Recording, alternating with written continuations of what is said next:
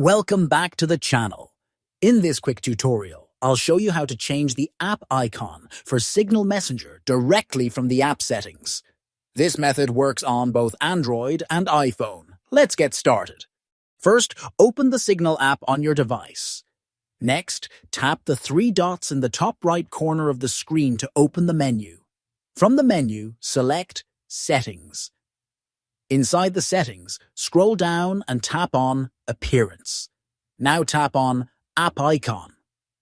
Here, you'll see a list of different icon styles you can choose from, like classic, monochrome, or colorful. Tap on the one you like, and it will update automatically. Once selected, you can exit the settings, and the app icon on your home screen will now be updated. That's it for this quick guide. If you found this helpful, don't forget to like the video and subscribe for more tech tips. Thanks for watching, and see you in the next video.